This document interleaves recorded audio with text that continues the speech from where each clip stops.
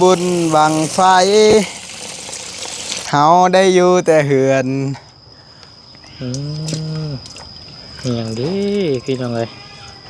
จมมุมห้องเพลงหรือจมเด้พี่น้องเลยจะคนจมพี่ช้างอยู่เฮ็ดเนื้อหอมเนื้อยังได้บาดนี้เนาะวันนี้แหละผู้สาวสิมักบาดนี้เนาะไผสิมักก็ บ่ได้คิดนะรถก็บ่มีอิหยังก็บ่มีไปเล่นเข้าก็บ่ได้ ไผสิมักบ่เอาบ่ได้เนาะเป็นมักคนอยู่เฮือนอยู่ซ่านก็มีหนูมันตัดหญ้าแล้วก็ซื้อลีนรถแล้วก็ลีนตัดหญ้าแล้วก็หมดก็บ่มีเงินใช้ก็เงินเดี๋ยวนี้เงินเบาจันให้55,000แล้วให้ใส่กับเงินที่เขาเก็บนั่นทำบุญคือทำบุญอยู่วัดนี่เนาะคนเฮ็ดหยังเฮ้ยเฮาชีวิตบางไพ่เลยวุ้ยโหลดคลิปมาก็ได้เลยตู้สิได้จูดเด้อเว้ยสัญญาณได้จูดบางไพ่เด้อสองบ้างโดยโดยจะหน่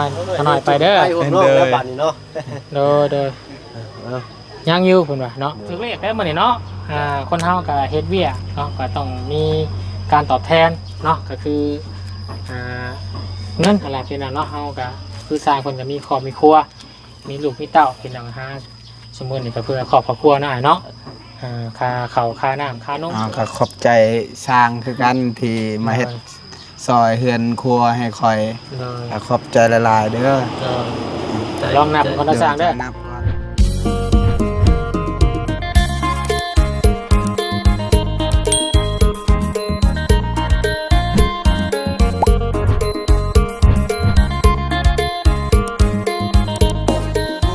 บังไฟ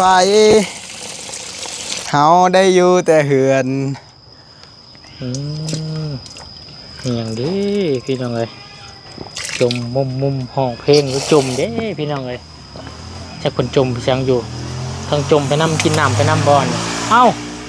ลูกศรเฮ็ดยังน่ะกินน้ำโดยกินข้านี่เลยโดยอ้าวคือบ่หายใส่กระตุกกระติกไว้กินน้องกินแค่นี้เพิ่นใส่ยาเบื่อนั่นก็แล้วได้เจ้านุกหนูขี่ใส่ให้ได้อย่าเบื่อมันก็ตายฮะคันวาสนาบ่ได้อยู่มันก็ตายคือเก่าวาสนาโอ้ยน้องเอ้ยเนาะวาสนาอยู่โอ้ปะโธ่ตะแกบุญก็มานี่ยังบ่ได้เข้ามาเบิ่งได้นี่พี่น้องเอ้ยเรียบร้อยแล้วเรียบร้อยอ๋อเป็นได้ถึกอกถึกใจอยู่บ่ฮะถึกคักปัญญังบ่อ๋องามโดยห้องครัวโมแมนได้พี่น้องเลยเนาะห้องนอนคือว่าห้องหอโดยท่อสาดหูสาดตาคักปัญญังบาดนี่พี่น้องเลยเนาะโดยเบิ่งรีวิวให้พี่น้องเบิ่งอีกก่อนให้แม่เจดีเพิ่นเบิ่งก่อนโอ้เย็นเนาะมันเย็นยาปูนอยู่เนาะมันยังโมแห้งมันยังใหม่อยู่เด้เนาะ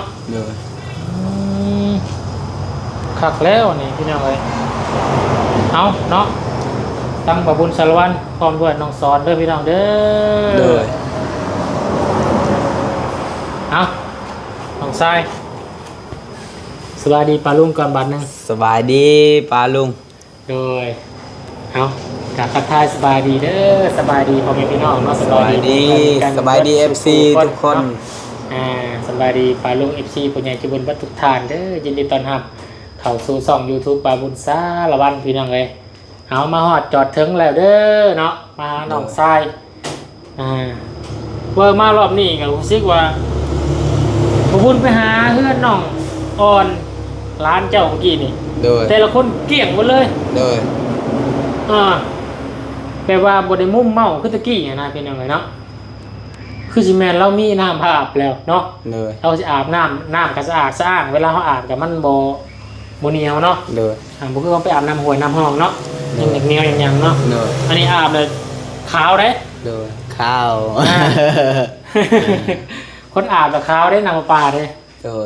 บุคือเขาอาบน้ำน้องน้ำบาดาลได้เป็นอะไรต่างกันหลายเนาะผมสังเกตเขาอาบน้ำบาดาลนี่ มันสิต่างกันกับอาหารน้ำปลาน้ำปลาสิกัดเฮาแล้วก็น้ำคลอรีนเด้กัดขี้เกลือขี้ไข่ออกโดยมันสะอาดสะอาดโดยแล้วขี้ต้มขอให้เบิ่งเจ้าก็สะอาดขึ้นได้สะอาดขึ้นอย่างเฮ็ดเวียกสะอาดขึ้นขาวขึ้นแล้วก็เนื้อหอมได้พี่น้องไงเนาะโอ้ยเฮ็ดเนื้อหอมเนื้อยังได้บาดนี้เนาะวันนี้แหละผู้สาวสิมักบาดนี้เนาะไผสิมักบ่ได้เฮ็ดนะรถก็บ่มีหยังก็บ่มีไปเล่นเข้าก็บ่ได้ไปสิมักบ่ได้เนาะเป็นมักคนอยู่เฮือนอยู่ซ่านก็มีโน้ผู้สาวมาคนไปหาเนาะโน้มักไปหาแหละให้โจอยู่เฮือนไปสิมักเลยตัวนั่งเขาเอื้องยืนจักตัวมักมันเจ้าบ่ได้มักเข้าไปจัก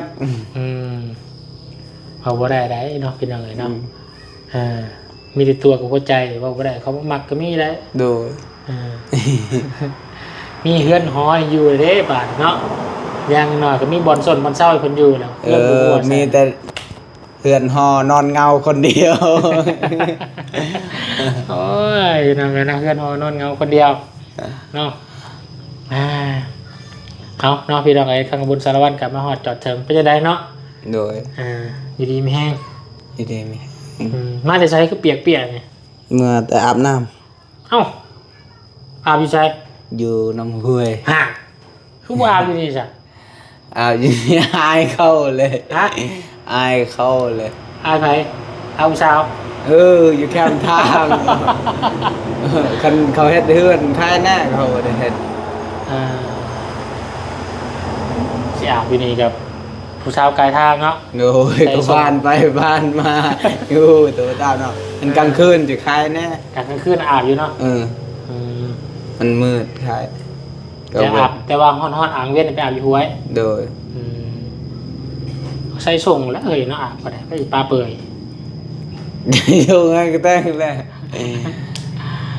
มันมีหน้าบังเนาะเด้อห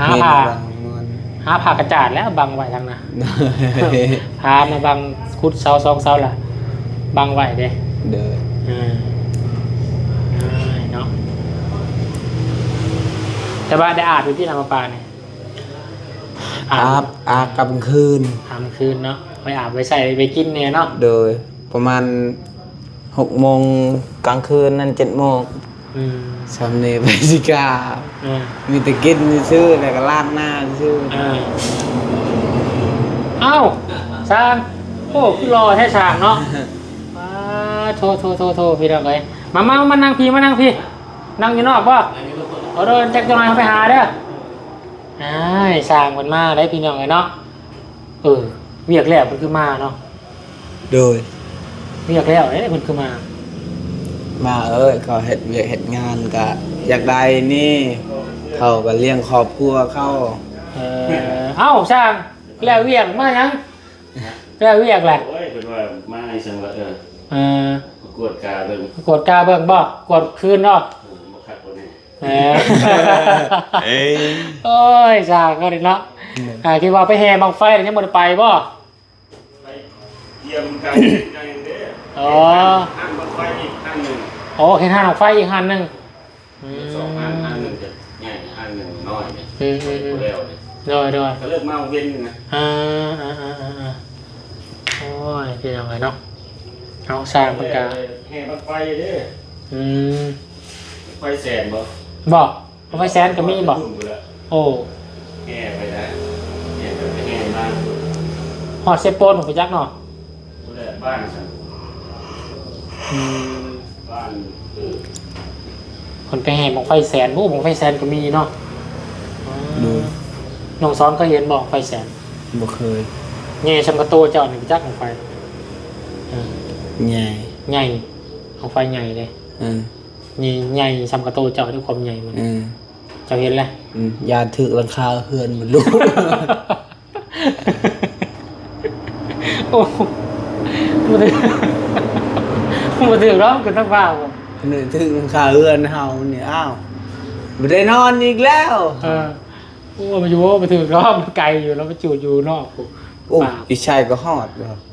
มันตกลงมา เอ เนาะ อมันตกลงมาเจ้ามันตกไปใส่ลมมันก็พัดอีกอยู่เทิงนั่น ขาดดงซวยเนาะ โดย โอ้ยสาธุอย่าลงมาเด้อทำอยู่เด้อ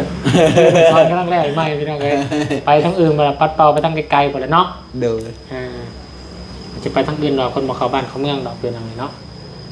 ถือว่าเป็นปีแรกของบ้านดงสวรรค์พี่น้องเนาะที่จัดงานบุญไฟขึ้นเนาะบ่เคยมีจักเถื่อเป็นปีแรกของ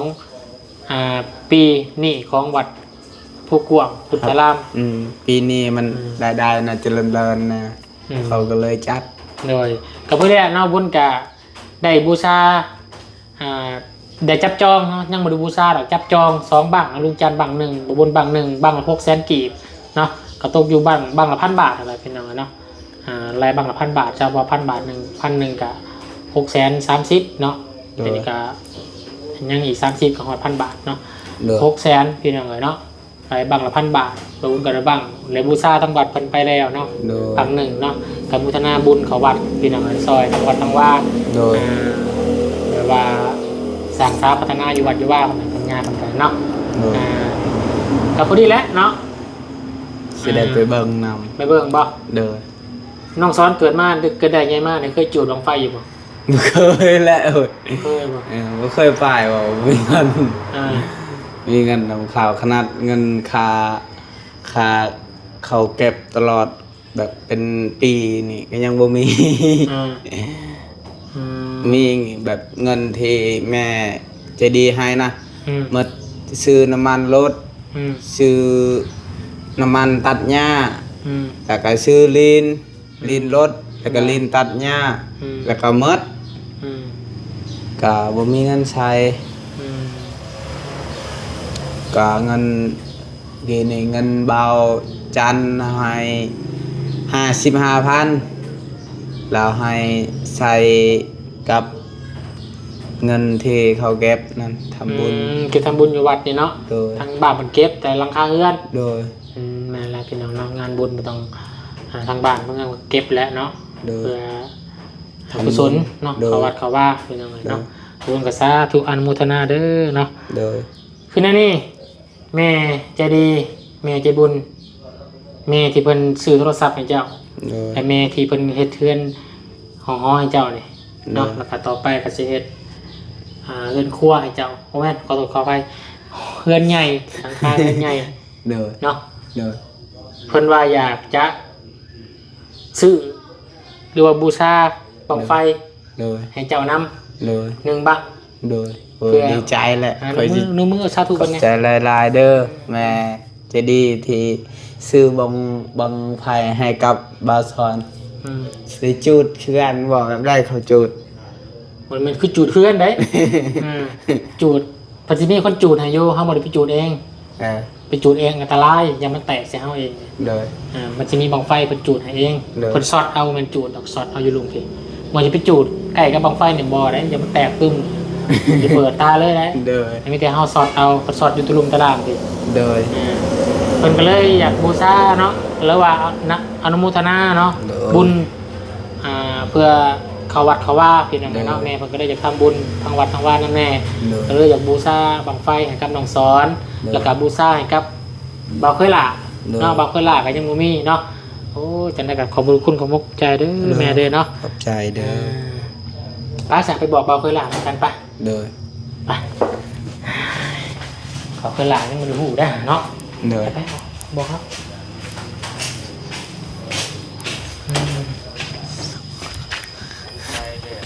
เห็นยังบอกก็หลายเห็นยังคนเห็นยังเฮ้ยเฮาชีวิตบางไพ่เลยวุ้ยโหลดคลิปมาก็ได้เลยตู้ชิได้จูดเด้อเว้ยสัญญาณได้จูดบางไพ่สบายดีจุดดูแล้วก็คลิปให้ปลาลุงเบิ่งนะจุดลงเลยจ้ะลงที่นี่เลยก็ได้3 นาทีโหลดเพื่อจะได้โหลดยังไม่ได้อยู่ก่อนเจ้าบังหึงโอ้นี่ต้องพักผ่อนเพื่อนก่อนนี่เบาก็ได้เลยนี่ห่อนบ่ห่อนได้ใช้ยี่ห้อยังเนี่ยชื่อมาใหม่มือสองเพิ่นดอกตะกี้ชื่อมาใหม่โอ้แม่โทนบ่โดยโทรศัพท์มือสองเพิ่นพอได้ใช้อยู่กรุงเทพเนาะโดยไอ้นอกวัน เฮ้บอกเราเบิ่ง จุดลงไผ่ เป็นอยู่บ่เจ้า บ่แม่น เคยจุดบ่ บ่เคย บ้านมันนี่ บ่เคย มาบึงนะก็ได้จุดคุณบ้านโค้ครั้งหนึงเลยก็แต่ก่อนไปหน่อยเนาะผ่านไปก็10กว่าปีไปแล้วบ่ได้จุดอีกบัดนี้แล้วก็มาได้จุดบุญมันโค้เมื่อกี้นี้เนาะมันตรงนี้ก็รุ่นกันไปพี่หน่อยเนาะแต่สิได้ร่วมเบิ่งน้ำลุงกับบ่าวบุญสารวัตรนี่แหละพี่หน่อยเนาะใช่แล้วบ่ของไฟเจ้าลวงน้อยลวงใหญ่ บ่ฮู้ โอ้โหอ้าวแล้วกันนี่แหละรวมพอได้รูปหางไฟสิก็พอแล้วน้ำลุงกับน้ำบ่าวบุญนี่ โดย นี่มีรับลงครบในนะสิสองคนนี่ฮะ บอกเราไปไหมบอกเราเบิ่ง ยังสิบอกก็บอกได้ตื่นเต้นได้นี่ ว่าบางไผ่ ไปบ่ แม่ใจะดีที่ซื้อมาให้เจ้า โอ้โชคดีแล้วซะเนาะ เด้อ ก็พอดีแหละได้อุปโมทนาบุญเขาน้ำวัดน้ำเพิ่น เลยบ่ฮู้ว่าสิยังหรือบ่ยังได้เนาะเพราะว่าเฮาบ่ได้จองไว้เด้เดี๋ยวไปบูชาบุญจับจองไว้แล้วเดี๋ยวสิบูชาเอาแล้วก็สิไปถามทางย่ามเติมว่าบังไฟยังบ่เนาะ โดย แล้วก็สิไปแจ้งทางแม่เพิ่นเติมแม่เพิ่นบอกว่าเนาะอยากจะร่วมทำบุญเนาะในวัดผู้กว้างเนาะพุทธารามบ้านดงสวรรค์นี่นะเมืองสิบปนแขวงสวรรณเขตเนาะแล้วก็อยากจะบูชาบังไฟให้กับเบาเคล่า1บ้างแล้วให้กับน้องสอน1บ้าง โดย เนาะบัวยังหรือบ่ มีรุ่นน้ำเพิ่น บ้างละ600,000กีบพี่น้องเนาะหรือว่าบ้างละ1,000 บาทเนาะ โดย Ừ. เงินอีกแล้วเนาะ 2 บักพอดีผมเพิ่นน่ะสิเอามาลาอยู่แล้วเนาะ ผู้สิยังหรือบ่เนาะโอ้เดี๋ยวบุญโทรถามเพิ่นก่อนเด้อเสยเด้อ คุณแม่ก็ได้ลาพี่หน่อยเนาะบ่ได้มีส่วนร่วมน้ำเพิ่นเนาะก็คือว่าเฮ็ดบุญร่วมกันพี่หน่อยเนาะ เลย ที่สมทบเขาวัดเนาะสร้างวัดว่าอารามนี่โอ้จ้าลึกว่าให้ลูกให้หลานได้เบิ่งโดนนานเด้เนาะ โดยการนมัสการย่าย่าบังไฟโต600,000ยังอยู่บ่เจ้าอ๋อโดยเดี๋ยวจังหน่อยข้าน้อยสิไปบูชาเพิ่มเติมเด้อ2บ้างโดยจังหน่อยข้าน้อยไปเด้อ ไปหัวน้องแล้วบัดนี้เนาะ โดยยังอยู่เพิ่นว่าเนาะ เนาะ โอ้ดีใจคักเนาะบัดนี้เนาะจังหน่อยไปบูชาพร้อมกัน เนาะไปเนาะบัดนี้เนาะ เอาให้ทั้งน้องเพิ่งเนาะขอบใจแม่เพิ่นเนี่ยเอา โดยแม่มันชื่อว่าจะได้เนาะ แม่ใจดีจากฝั่งไทยเนาะ เอ้าก็ขอขอบคุณทางแม่ใจดีทางฝั่งไทยเนาะทางลูกก็บ่มีหยังขอบคุณแทนคุณมีแต่คำบอกคำจาเนาะวันยืนความเจ็บบ่ให้ได้ความไข่บ่ให้มีเนาะ เลย ให้บ่ให้พลาดม่านบ่ให้เบียดเนาะอยู่ตลอดปลอดภัยเนาะทางไปทางมันไทยก็ให้ตลอดปลอดภัยพี่หน่อยเนาะ เลยสาธุเอาจะนอนไปบูชาพร้อมกันเนาะ โดย เอาพี่น้องสอนมาถามสร้างเพิ่นก่อนสร้างคุณมายังเวียกเลยยังมาอยู่เนาะ โ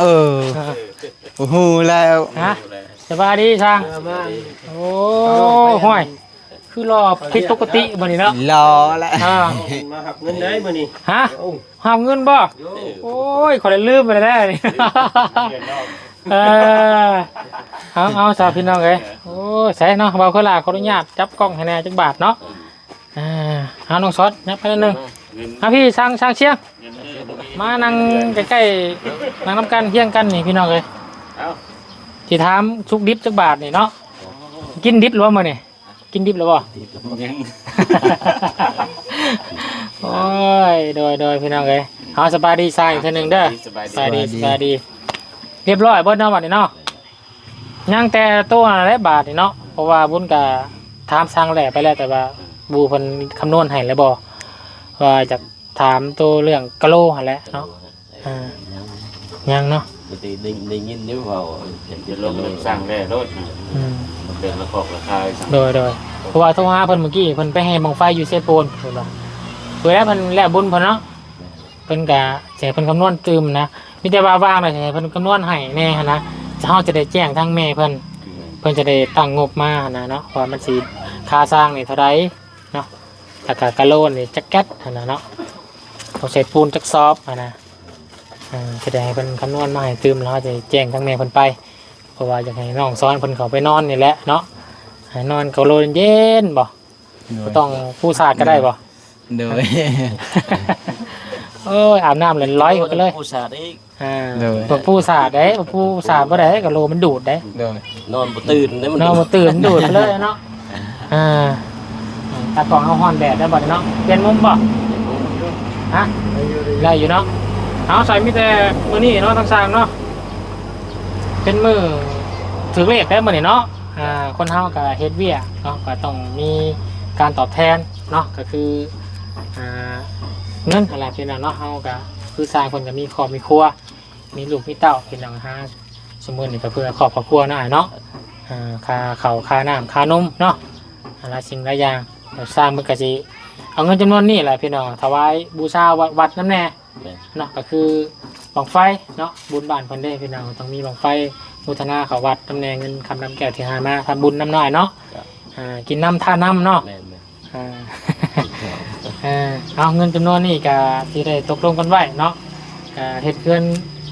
ครัวหรือว่าห้องนอนให้น้องซ้อนนี่10 ล้านกีบพี่น้องเนาะคือว่ารวดเร็วทันใจอยู่เนาะงานทุกอย่างก็พึงพอใจอยู่บ่เนาะกับสร้างกันเฮ็ดมานี่ ดีใจ ติบ่ได้ปอกบ่ได้ต้องสร้างอยู่นี่มีหม่องติอยู่บ่ บ่ มีหม่องติเนาะ เลย มีหม่องข่อยว่าติอย่างเดียวข่อยนี่มันไวโพดได้ ไว้ หาเงินนำบ่ทันกันเนาะไว้แล้วเรียบร้อยแล้วพี่น้องเนาะก็เลยมาตั้งรักอยู่บ้านก่อนก็เลยเอาเงินขึ้นมาว่านี่ เอาบ่ยอพวกนู้นพวกมวลพี่น้องเนาะเงินจำนวน10 ล้านเนาะ1 2 3 4 5 6 7 8 9 10กับน้องสอนเงินจำนวนนี้ก็เป็นเงินของแม่ใจบุญแม่ใจดีเด้อ โดย ที่เพิ่นซอยตั้งแต่ซื้อโทรศัพท์ให้เจ้า โดย ซอยเรื่องเพิ่นครัว โดย และในอนาคตอีกเนาะที่ซอยแผ่นสังกะสีให้เจ้าอีกเด้อ โดย เบิดทางหลังเลย โดย เนาะ โดย ครับเอาราคาให้จ่ายค่าสร้างก่อนเด้อ โดย ให้สร้างบรรณาเพิ่ง โดยก็ขอบใจสร้างคือกันที่มาเฮ็ดซอยเฮือนครัวให้คอย โดย ขอบใจหลายๆเด้อ ลองนับก่อนนะสร้างเด้อ นับก่อน สมมุติกะให้เอาเงินไปออกจากแรกเป็นเงินตาแล้วก็บ่ได้นับได้นับมันคืน จะหน่อยมันบ่ครบแล้วก็ มื้อเฮือนแล้วก็ห้วยบ่าบุญเงินขาดหัวหนึงห้วยบ่ฮู้นำได้ตัวน่ะเมื่อน่ะเด้นี่แหละเป็นเนาะผลงานคือเฮาเฮ็ดเวียกเฮ็ดงานก็ต้องมีรายได้เข้าแบบนี้อยู่แล้วเนาะแต่ว่านอนเฮือนอยู่ซ่านนี่ก็ไผจะมาให้น้องสอนเนาะ โดย ถ้าเฮาบ่เฮ็ดเวียกเด้ยังคือกันพี่น้องแล้วก็มีการเหือตกเนาะเสียเหือเสียแห้งต้องได้เงินมา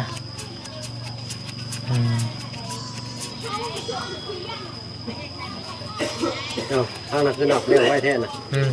หน้าพังๆออกจากครบบ่ครบอยู่เนาะครบจำนวน10 ล้านเนาะเอาทางบ่บุญก็ต้องขอบบุญขอบคุณขอบใจทั้งสร้างคือกันเด้อ ขอบใจหลาย โดยเพื่อนครัวงามๆแบบนี้เนาะสิเกิดขึ้นได้เท่ามีสร้างแม่นเป็นไปบ่ได้เป็นหยังเนาะสร้างก็มีหลายสร้างเนาะก็บ่คือกันเนาะฝีมือแต่ละคนก็บ่คือกันสิออกมางามตามหน้าปกที่เฮาต้องการบ่อันนี้ก็ขึ้นอยู่กับสร้างเด้เป็นหยังเนาะแต่นี่ถือว่าขึ้นกับปกที่เฮาวางแผนที่ต้องการไว้ก็ถือว่าโอเคเนาะก็ยังแต่เฮือนพุ่นแล้วบาดนี้เนาะเรียบร้อยแล้วว่าอ้ายมุ่งทางเนาะมุ่งแล้วเนาะมีแต่ฟังเบิ่งอีก2 มื้อเนาะ3 มื้อเนาะแล้วเวียกแล้วงานทางบ้านทางเมืองแล้วก็จังไปสืบต่อได้เนาะเพิ่นเอาแห่เอาหยังไปเอาทรายไปแล้วเนาะ ใช้ถุงมันใส่ เพิ่นเอาไปแล้ว2 รถที่แต่ให้ทั้งครอบครัวเพิ่นคนเข้าก่อนเนาะบ่สิเบิ่งเลย ส่วนหนึ่งโลดไปเลย โดยหาใส่โอเคเนาะพอย่านสร้างเพิ่นเมื่อรับแขกรับคนเด้เนาะบุญของไฟทีนึงก็ต้องมีญาติพี่น้องมาเด้เนาะโดยหาขอบใจสร้างอะไรเด้อมีหยังก็โทรหากันเนาะขอบใจ อย่างเด้อสอนเด้อนี่เป็นหน่อง ใจละลายใจละลาย แข่งกันเด้อ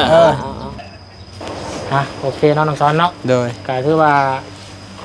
เรียบร้อยบาดนี้เนาะ โดย ไปขอไปทางในไปเอาไปทางในขอบุญคุณทางแม่คนอีกเทื่อนึงเลยเนาะ โดย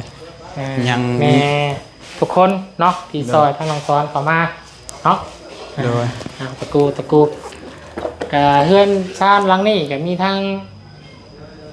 เอื้อยน้อย โดย เรียกว่าเอื้อยบุญมีเนาะ โดย เอื้อยบุญมีแล้วก็แม่ใจดี โดย เนาะ โดย ที่ซอยน้องสอนแล้วก็แม่ทางอยู่ทางอังกฤษโดย 4,000 บาท โดย เอ้ยน้อยหรือว่าเอ้ยบุญมีนี่6,000 บาทหรือว่า200 เหรียญ โดย แล้วก็ทางแม่ใจดีที่ซื้อโทรศัพท์ให้เจ้าเนาะ โดย